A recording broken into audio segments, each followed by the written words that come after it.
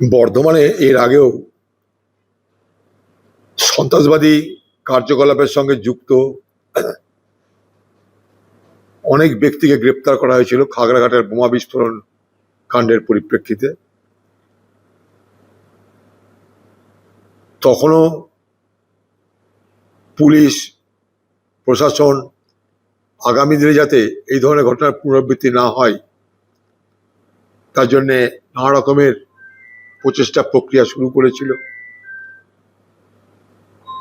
কিন্তু আজও পশ্চিমবঙ্গে সন্ত্রাসবাদীরা কিভাবে আশ্রয় পাচ্ছে, কিভাবে প্রবেশ করছে, কিভাবে থাকছে, শুধু একটা নয়, বাড়ি পাল্টে পাল্টে থাকছে, নিজেদের ইচ্ছা মতন পছন্দ মতন এলাকায় গিয়ে ঘর ভাড়াও নিচ্ছে।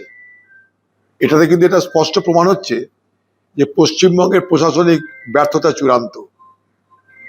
অর্থাৎ সার্ভেলেন্সের ক্ষেত্রে, অর্থাৎ লক্ষ্য রাখার ক্ষেত্রে, বাকি যাতে সন্ত্রাসবাদীদের প্রবেশ বন্ধ করা যায় তার জন্য আরো বেশি বেশি করে পদক্ষেপ গ্রহণ করা উচিত।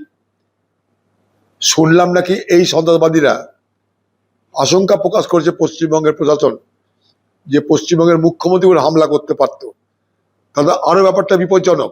যদি বাংলার মুখ্যমন্ত্রীকে হামলা করতে পারে তাহলে সাধারণ মানুষের নিরাপত্তা কোথায় যাবে আগামী দিনে, এটাও কিন্তু প্রশ্নের মধ্যে আসবে।